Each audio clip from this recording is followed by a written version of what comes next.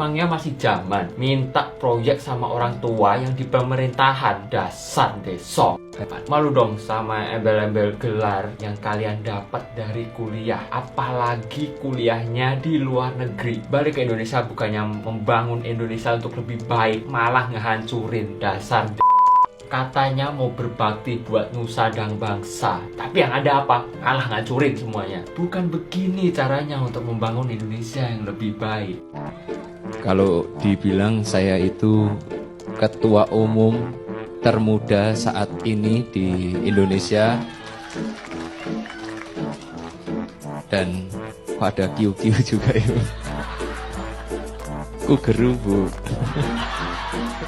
Gus, saya harus ngomong apa ya, Gus? Manut, Mas, manut. Manut. Oh. Grogi kulo. Saya di sini jujur, Ibu, saya sangat grogi. Makanya mungkin saya sudahi saja. Kan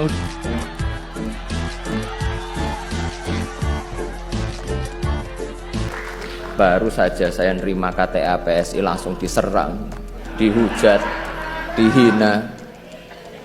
Saya sih biasa aja, dosisnya masih rendah lah, dosisnya nggak sebanding yang dituduh PKI, antek Cina, anti Islam, plonga-plongo, ijazah palsu. Ini sebabnya kenapa mentaati aturan itu penting. Kalau kepemimpinan kompromi dalam soal aturan, maka penyimpangan akan masif. Jadi kita bilang, nih saya yang penting proyek stupa ini jalan. Gimana caranya saya nggak peduli. Ini masalah, caranya penting. Kenapa? Ini uang negara dari pajak rakyat yang harus dilaporkan kepada rakyat. Nah, ada fenomena di mana kita di negeri ini yang penting barangnya jadi, prosesnya gimana tidak peduli. Itu menurut saya tuh salah satu masalah utama. Lalu yang kedua, teman-teman, ini ada praktek di mana jabatan dipandang sebagai sumber pendapatan. Karena itu jabatan buat rebutan. Karena ini adalah pendapatan. Seperti jabatan itu kayak kegiatan usaha. Jadi kalau saya jadi kepala dinas, maka dinas itu adalah usaha saya tuh. Kalau saya jadi kepala polisi itu adalah usaha saya tuh. Kalau saya jadi komandan, inilah usaha saya.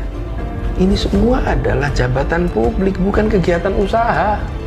Salah satu unsur penting dalam good governance adalah bagaimana korupsi bisa dihilangkan, pemberantasan korupsi dituntaskan, dan itu mulai dari mana komitmennya harus tinggi dari paling puncak sampai ke bawah. Korupsi minimal 3, korupsi karena kebutuhan, korupsi karena keserakahan, dan korupsi karena sistem. Korupsi karena kebutuhan biasanya gajinya cukup hidup 15 hari, 15 hari berikutnya tidak cukup. Ini harus cari solusi. Sampai kapanpun akan muncul ini korupsi karena kebutuhan. Kenapa? Karena gajinya hanya cukup untuk hidup 15 hari. Terus 15 hari berikutnya apa? Ini harus solusi. Anies Baswedan merupakan salah satu gubernur di Indonesia paling bersih.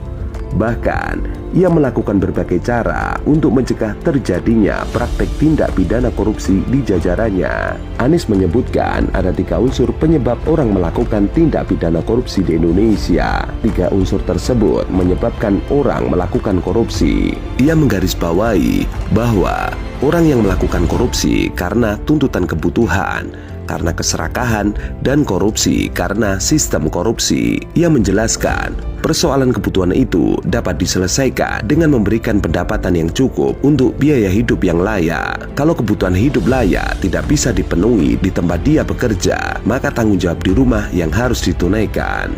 Dia harus mencari peluang lain untuk bisa menutupi kebutuhannya. Bila peluang yang ditemukannya itu merupakan kegiatan di kantor untuk tambahan, masih aman. Tapi bila kewenangan yang dimilikinya kemudian dipandang sebagai cara untuk mendapatkan pendapatan tambahan. Yang kedua, keserakahan. Keserakahan ini tidak ada batasnya, infinite. Namanya juga greed. Jadi kalau pertama itu need, yang kedua greed, itu nggak ada batasnya. Di mana kita mencegah greed ini untuk tumbuh? Rasa takut menghentikan keserakahan. Ketika ada hukuman yang menjerakan, maka hukuman menjerakan itu akan bisa meredam greed dan itu menjadi rasa takut. Tapi kalau hukuman tidak menjerakan, maka keserakahan akan mencari jalannya. Apa hukuman paling menjerakan dalam praktek korupsi? Dimiskinkan. Dimiskinkan, diambil hartanya, disita hartanya, karena itu yang paling ditakuti oleh semua koruptor. Itu yang paling ditakuti semua koruptor. Yang paling ditakuti itu kehilangan hartanya. Pemiskinan ini harus, dan inilah yang harus menjadi pegangan bagi kita semua. Kami melihat yang ketiga adalah sistem. Ada kasus-kasus di mana terjebak karena sistem aturan yang ada. Ini koreksinya pada sistem. Jadi membereskan soal korupsi, kami melihat ada 3 akar yang harus dibereskan di situ. Tidak hanya soal penangkapan, tidak hanya soal kalimat pencegahan, tapi akar masalahnya, need, greed, sama sistem. Sebagai ilustrasi sekalian, APBN kita di tahun 2003 itu 470-an triliun. Tahun 2023, 22 itu 3.100 triliun. Kita naik 7 kali lipat APBN kita. PDB kita 2003 itu 2.300. Sekarang PDB kita 11.700. Kita naik 6 kali lipat. Dengan lompatan kenaikan itu, pertanyaannya, sudahkah sumber daya yang luar biasa besar itu dimanfaatkan dengan menggunakan pendekatan ilmu pengetahuan, dengan mengedepankan teknokrasi, sehingga dia bisa meraih tujuan utama kita.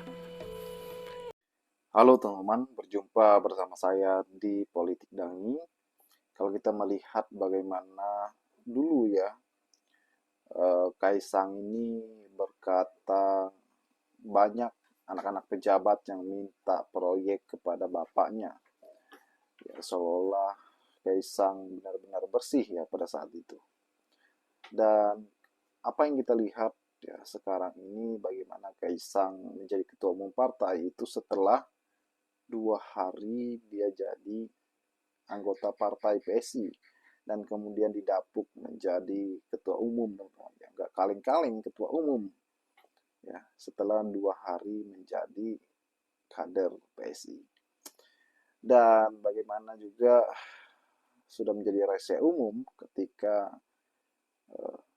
Gibran sang kakak yang menjadi wakil presiden saat ini, teman-teman, ya, dari wali kota menjadi wakil presiden.